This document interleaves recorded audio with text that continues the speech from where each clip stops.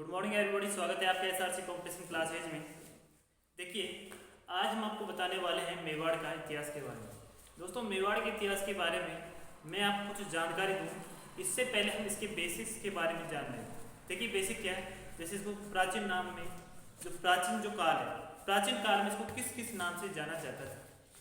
देखिए, बात करें मेवाड़, ये हमारा मेवाड़ क्या है दोस्तों, मेवाड़ को ध्यान रखना, महाभारत काल के समय, किस काल के समय, महाभारत काल के समय दोस्तों इसको सीवी जनपद कहा जाता था। क्या कहा जाता था? सीवी जनपद। अब ध्यान रखना दोस्तों, सीवी जनपद में आपके दो जिले आते हैं, एक तो आता है उदयपुर और एक आता है अपना चित्तौड़गढ़। देखिए, सीवी जनपद, इसकी जो राजधानी हुआ करती थी दोस्तों, किसकी बात कर रहा हूं मैं, राजधानी। इसकी जो राजधानी हुआ करती थी दोस्तों, वो हुआ करती थी मध्यमिका। क्या हुआ करती थी? मध्यमिका। जो मध्यमिका कहां पर पड़ती थी? ये चित्तौड़गढ़। कहां पर? चित्तौड़गढ़। देखिए, ये तो हमारी बात होगी दोस्तों किसकी, सीवी जनपद की। इसके अलावा इसको बोलते थे मेदपाट। क्या कहते थे दोस्तों? मेदपाट। अब आप कहोगे सर मेदपाट का अर्थ क्या होता है? मेदपाट मतलब होता है मेयों का, मेद जाति की अधिकता के कारण, मेद जाति की अधिकता थी यहां पर, तो मेद जाति की अधिकता के कारण ये क्षेत्र क्या कहलाया आपका? मेदपाट कहलाया। इसके बाद में अन्य नाम की बात करें तो दोस्तों एक आता है उदसर। क्या आता है? उदसर। उदसर का मतलब होता है, क्या होता है? भीलों का मुख्य क्षेत्र होने के कारण इसको क्या कहा गया? उदसर कहा गया। भीलों का मुख्य क्षेत्र। आगे देखा जाए, आगे दोस्तों एक इसका नाम, अन्य नाम मिलता है, वो है आपका प्रागवाड़। क्या मिलता है? प्रागवाड़। अब आप कहोगे सर ये प्रागवाड़ का मतलब क्या होता है? प्राग का मतलब होता है दोस्तों एक तरह से निपुण, यानी बुद्धिमत्ता में बहुत ज्यादा निपुण थे, इस कारण इसको क्या कहा गया? प्रागवाड़। एक आपका लास्ट जो नाम बताते हैं वो है आपका मेरू नाम। क्या बताते हैं? मेरू नाम। दोस्तों नाल का मतलब होता है दर्रा, दो पहाड़ों के बीच का जो मार्ग होता है इसको बोलते हैं नाल बोलते हैं, यानी पहाड़ी क्षेत्रों का राजवंश होने के कारण इसको क्या कहा गया? मेरू नाल कहा गया। दोस्तों ये थे हमारे कुछ बेसिक, अर्थात हम इसके प्राचीन जो नाम थे मेवाड़ के, उनके बारे में। देखिए, अब हम आगे बात करें तो देखिए, अब हम यहाँ पर बात करने वाले हैं, यहाँ पर जो वंश किया वो किस वंश ने यहाँ पर शासन किया। देखिए वंश, दोस्तों यहाँ पर जो वंश किया जाता है वो गोहिल वंश के द्वारा यहाँ पर शासन किया जाता है। किसके द्वारा?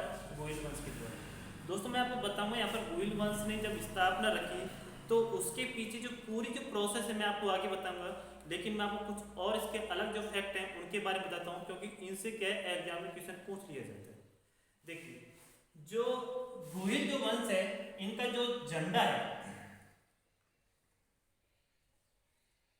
इसमें सबसे ऊपर यहाँ सूर्य की आकृति अंकित है।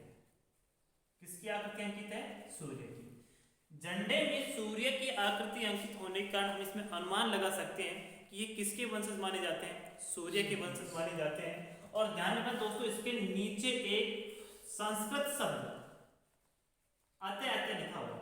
क्या लिखा हुआ है? अते अते, जिसका अर्थ होता है हाँ हाँ हम तैयार हैं, हाँ हाँ हम तैयार है। आपको पता है दोस्तों, राजपूत जैसे क्या है, पिछले जमाने में क्या होता था, लड़ने के लिए तैयार होते थे, इतने साहसी थे जो लड़ने के लिए क्या होते थे, तैयार थे। इस कारण ध्यान में आपसे एग्जाम में पूछ लिया जाए कि बताइए मेवाड़ के झंडे में संक्षिप्त जो संस्कृत शब्द लिखा हुआ है वह कौन सा है? तो दोस्तों वो है अते अते। और ध्यान रखना दोस्तों, सबसे नीचे एक लाइन लिखी हुई है, जो दृढ़ राखे धर्म को ती ही राखे करता, यानी कहने का मतलब यह है जो अपने धर्म को मजबूती प्रदान करेगा, उसकी लाज लज्जा को बनाए रखेगा, भगवान उसी की क्या करते हैं? सहायता करते हैं। क्या है वो वाक्य? जो दृढ़ राखे धर्म को, जो दृढ़ राखे धर्म को ती ही राखे करता, ती ही राखे करता। ये लाइन अंकित मिलते हैं इसके जस्ट नीचे। और ध्यान रखना दोस्तों, यहाँ पर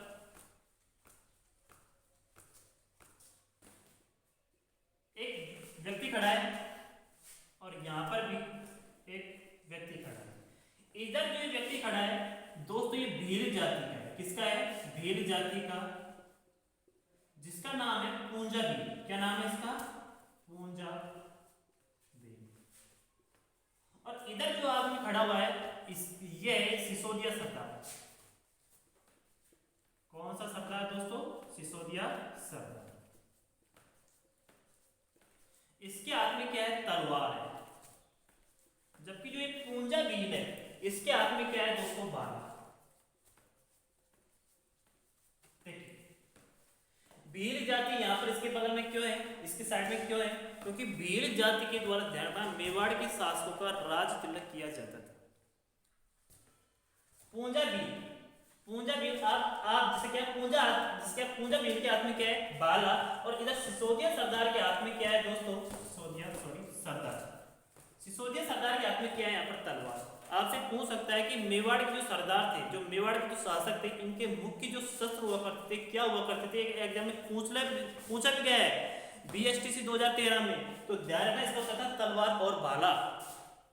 तलवार और भाला। मेवाड़ के शासकों का मुख्य शस्त्र हुआ करता था तलवार और भाला। अब बात करते हैं यहाँ पर यार ये पूंजा भील है। पूंजा भील आपसे पूछ ली जाए, बताओ ये राजकीय झंडा है जो मेवाड़ का, ये किस शासक के काल में बनाया गया? तो ध्यान रखना दोस्तों, ये पूंजा जो भील है ये महाराणा प्रताप का क्या हुआ करता था? सेनापति हुआ करता था। तो हम कह सकते हैं कि ये झंडा जो बनाया गया ये महाराणा प्रताप के काल में बनाया गया। किसके काल में बनाया गया? महाराणा प्रताप के काल। देखिए ध्यान रखना, जो गोहिल वंश है दोस्तों ये सबसे प्राचीन जीवित राजवंश है। सबसे प्राचीन, सबसे पुराना जो राजवंश है ये यही है, सबसे प्राचीन जीवित राजवंश। इसकी जो गोहिल वंश की स्थापना की गई दोस्तों, ये गोहिल वंश की स्थापना की गई गोहिल, या फिर हम इसे कह सकते हैं गुहादित्य, या फिर क्या है गोहिलो, ऐसे क्या आपको नाम मिल सकते हैं। इनके द्वारा इसकी स्थापना की जाती है दोस्तों 566 ईस्वी में। कब की जाती है? 566 ईस्वी में। दोस्तों ये इसकी क्या है, कुछ क्या बेसिक थे। आगे हम देखते हैं कुछ अलग और अन्य फैक्ट। देखिए अब हम बात करते हैं दोस्तों इनके कुल देवता, कुल देवी, आराध्य देवता, आराध्य देवी। देखिए कुल देवता कौन होता है? जैसे ध्यान रखना, यदि कोई देवी, जैसे क्या मैं सारण हूं, यदि कोई कुल देवी, जैसे क्या यदि कोई देवी मेरे वंश में, यानी सारण जो जैसे क्या हमारा गोत्र है, यदि इसमें यदि कोई कुल देवी जन्म लेती है तो जैसे क्या उसे बोलते हैं कुल देवी। कोई देवी जन्म लेती है तो उसे क्या बोलते हैं? कुल देवी बोलते हैं। आराध्य देवी कौन सी है? जैसे मैं क्या है किसी दूसरी देवी की आराधना करता हूँ, उसका पूजा पाठ करता हूँ, उसका जैसे नाम लेता हूँ तो वो क्या कहलाती है? आराध्य देवी। उम्मीद करता हूँ समझ गए होंगे आप ये बात। देखिए तो पहली बात करते हैं कि कुल देवता, किसकी बात करते हैं दोस्तों? कुल देवता। इनके जो कुल देवता हुए हैं दोस्तों वो हुए हैं एकलिंगनाथ जी। क्या नाम है? एकलिंगनाथ जी। दोस्तों इनका जो मंदिर है वो कहां पर है? कैलाशपुरी उदयपुर। कैलाशपुरी उदयपुर। इस मंदिर की जो निर्माता हैं दोस्तों वो है कालभोज बप्पा रावल। आगे आएंगे शासक, इसके बारे में हम विस्तार से पढ़ेंगे, देखिएगा। निर्माता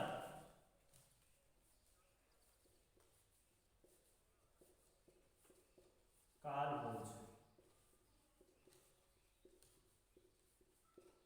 या बप्पा रावल, एक ही नाम है भैया ना, अलग अलग नहीं है, एक ही नाम है।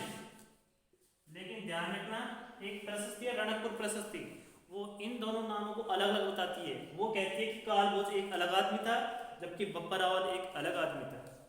इसका निर्माण किसने कराया था? कालभोज बप्पा रावल। ठीक है, कहां पर है? कैलाशपुरी उदयपुर। देखिएगा बात करते हैं दोस्तों कुलदेवी की। गोहिल वंश की जो कुलदेवी है दोस्तों वो ये अपनी बाण माता। कौन सी माता? बाण माता। अब हम बात करते हैं दोस्तों आराध्य देवता की। किसकी? आराध्य देवता कौन है दोस्तों? ये क्या है? गढ़बोर के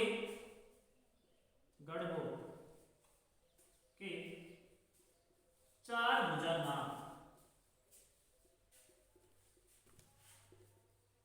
कहां पर है इनका मंदिर? राजसमंद। कहां पर है दोस्तों? राजसमंद। यानी इनकी जो आराध्य देवता है वो है गढ़बोर के चार भुजा नाग, जिनका मंदिर कहां पर बना हुआ है दोस्तों? राजसमंद में। अब बात करते हैं दोस्तों अगला चौथा पॉइंट, इनकी आराध्य देवी। आराध्य देवी दोस्तों, इनकी आराध्य देवी है वो भी कौन है? गढ़बोर माता। कौन है? गढ़बोर माता। इनका जो मंदिर है ये भी कहां पर है दोस्तों? राजसमंद। उम्मीद करता हूं समझ में आ गया होगा, एक बार वापस देख लीजिए। इनके जो कुल देवता हैं वे हैं एक लिंगनाथ जी, जिनका मंदिर है कहां पर? कैलाशपुरी उदयपुर में, जिसका निर्माण कराया था दोस्तों किसने? कालभोज बप्पा राव। देखिए इनकी जो कुलदेवी है दोस्तों वो कौन है? बाण माता है। इनका जो आराध्य देवता है, ठीक है, वो है गढ़बोर की चार भुजनाथ। इनकी जो आराध्य देवी दोस्तों वो है गढ़बोर माता, जिनका मंदिर भी कहाँ है आपका? राजसमंद में। देखिए दोस्तों जो ये मंदिर है एकलिंगनाथ जो मंदिर है दोस्तों, ये क्या है? यहाँ एक संप्रदाय की मुख्य पीठ है जिसका नाम है लकुलिश या फिर पाशुपा।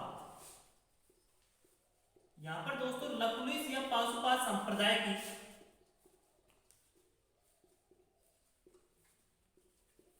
प्रमुख पीठ भी स्थित है। ध्यान कहां पर? कैलाशपुरी उदयपुर में। इसी मंदिर को ध्यान में लकुलिश या पाशुपा संप्रदाय के प्रमुख पीठ भी कहते हैं। आगे देखते हैं एक इतिहासकार भी है जिनका नाम है मोनोथ नैन्सी, और इनका सही हुआ है यानी दूसरे इतिहासकार हुए कर्नल जेम्स टोड। ये दोनों क्या कहते हैं कि जो गोहिल वंश है इनकी 24 शाखाओं का वर्णन मिलता है। कितनी शाखाओं का वर्णन मिलता है? 24 शाखाओं का। आपसे एग्जाम में सीधा सीधा पूछ लिया जाता है, बताइए मेवाड़ के गोहिल वंश की 24 शाखाओं का वर्णन किसने किया है? तो पहला तो है अपना मोनोथ नैन्सी। मोनोथ नैन्सी एक इतिहासकार तो ये है, और दूसरे अपने colonel James Tod. Colonel James Tod ये दोनों क्या कहते हैं कि गोहिलों की वंश की 24 शाखाएं हैं। कितनी शाखाएं हैं दोस्तों? 24 शाखाएं। किसने बताई है? मोनोथ नैन्सी ने और कर्नल जेम्स टोड ने। देखिए अब हम आगे बात करें, जैसे कि अलग अलग इतिहासकार गोहिलों की उत्पत्ति के सिद्धांत अलग अलग रखते हैं, कि जैसे अपना गोहिलों की उत्पत्ति के सिद्धांत, ठीक है, गोहिल वंश। देखिए एक इतिहासकार हुआ है अबुल फजल। ये कौन था दोस्तों? अकबर के 9 रत्नों में से एक नौरत्न था जिसका नाम है अबुल फजल जी क्या कहते हैं, मैं आपको पहले एक बार बता देता हूँ अबुल फजल जी क्या कहते हैं। दोस्तों अबुल फजल जी क्या कहते हैं, इनके अकॉर्डिंग ईरान, जिसको हम फारस भी कहते हैं, जिसको हम पर्सिया भी कहते हैं, ईरान, फारस या पर्सिया का एक शासक हुआ करता था जिसका नाम था नौसेका का एक पुत्र हुआ जिसका नाम था नौसेजाद। क्या नाम था? नौसेजाद। मैं लिखूंगा भी, टेंशन मत लीजिएगा। नौसेजाद की शादी होती है एक रानी थी जिसका नाम था रूम का मतलब ये मत समझ लेना कमरा। उस रानी का नाम क्या था? रूम था, जो एक तुर्की रानी थी। शादी हो जाती है, कोई दिक्कत नहीं। जब शादी के बाद में ये क्या है, भारत पर आक्रमण करते हैं, और भारत पर आक्रमण करने के लिए जब ये नौसेजाद जाता है तो अपने पूरे परिवार को साथ में लेके जाता है। चला गया, कोई दिक्कत नहीं, भारत पर आक्रमण करता है और वहीं पर जैसे क्या है विजय प्राप्त करके वहीं पर निवास करने लग जाता है। निवास करने के पश्चात बाद में देखा जाता है कि ईरान जहां से आया था वहां पर क्या है कुछ शासकों द्वारा इसका विद्रोह किया जाता है। अब उस विद्रोह को दबाने के लिए नौसेजाद अपनी पत्नियों को भारत में छोड़कर विद्रोह दबाने के लिए फारस, ईरान, फारसिया जाता है, और वहां पर जब क्या विद्रोह को दबाने जाता है तो वहीं पर वीर गति को प्राप्त हो जाता है। तो तो जो रानियां थी, जैसे क्या है, जो रूम रानी थी, जैसे वो रानियां थी, वो क्या है दोस्तों, गर्भवती थी। तो उन्होंने जिसे क्या है, जिनको जन्म दिया, तो वो हमारा जो वंश कहलाया, वो क्या कहलाया, गोइल वंश। ऐसा कौन कहते हैं, इतिहासकार अबुल फजल। देखिए इनके अनुसार ईरान के शासक, कहाँ के, ईरान के शासक नौसेका आदि इसके पुत्र हुए, जिसका नाम है नौसेजार।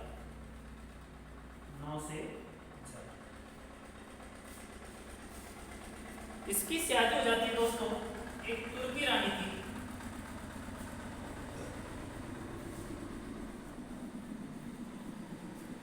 रोम के साथ में इसकी शादी हो जाती है।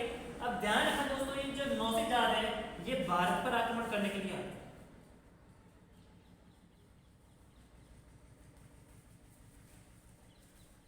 भारत पर आक्रमण करता है, विजय प्राप्त करता है और यहीं पर निवास करने लग जाता है। आगे ध्यान रखना, पर्सिया ईरान में इसका क्या है, कुछ शासक क्या विद्रोह करते हैं। विद्रोह दबाने के लिए नौसेजार कहां पर जाता है, ईरान जाता है, लेकिन जो अपनी जो रानियां थी, इनको यहीं छोड़ जाता है। जब ये विद्रोह दबाने के लिए जाता है, तो ये तो क्या है, वीर गति को प्राप्त हो जाता है।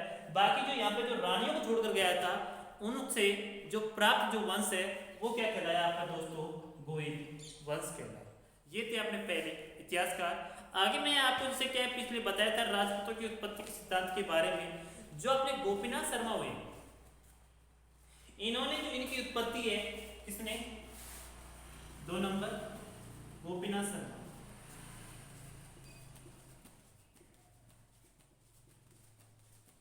गोपीनाथ शर्मा जी क्या कहते हैं, जो ये गोहिल है, ये क्या है, आनंदपुर यानी बड़नगर, गुजरात में पड़ता है, आनंदनगर या बड़नगर, यहाँ के क्या है, यहाँ के शासक है, आनंदपुर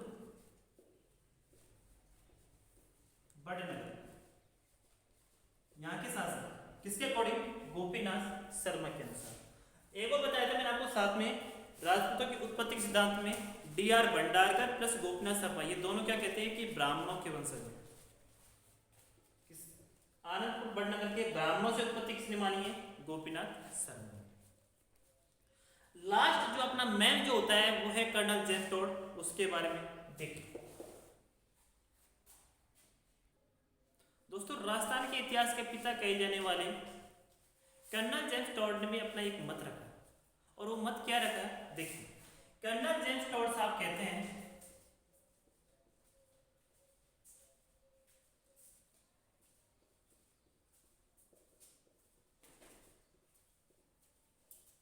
ये कहते हैं कि वल्लभी नगर, ये वल्लभी नगर कहाँ पड़ता है, गुजरात में पड़ता है, वहाँ का एक शासक हुआ करता था, जिसका नाम था शिलादित्य, और उसकी एक रानी थी जिसका नाम था पुष्पावती, जो चंद्रावती आबू की एक रानी थी, राजकुमारी थी। उन दोनों की वंशज माने किसने, कर्नल जेम्स टोड। अब शिलादित्य के बाद में क्या है, गोहिल, जैसे क्या है, गोहिल की उत्पत्ति हुई, वो कैसे हुई, मैं आपको इसको अगले वीडियो में बताऊंगा। पहले आप इसको लिख लीजिए, कर्नल जेम्स टोड ने गोहिल वंश को क्या माना है दोस्तों, वल्लभी नगर, गुजरात के शासक,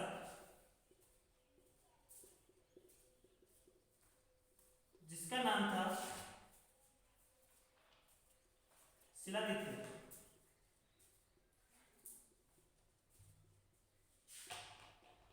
ठीक है, और इसकी रानी थी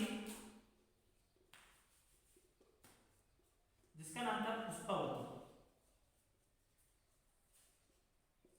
इन दोनों से किसकी उत्पत्ति मानी जाती है, गोहिल की। और ये गोहिल आगे अगर किसकी स्थापना करेगा, गोहिल वंश की स्थापना करेगा। दोस्तों ये तो हमारे क्या था, गोहिल वंश की उत्पत्ति के कुछ सिद्धांत थे। आगे क्या वीडियो ज़्यादा लंबी हो जाएगी, इस कारण मुझे इसको यहीं रुकना पड़ रहा है। देखिए यदि आपको वीडियो पसंद आए तो इसे लाइक कीजिए, शेयर कीजिए अपने दोस्तों के साथ में। यदि आप चाहते हो कि अपने दोस्त कुछ कामयाबी को हासिल करें तो प्लीज़ उनकी सहायता करें। जय हिंद, जय भारत।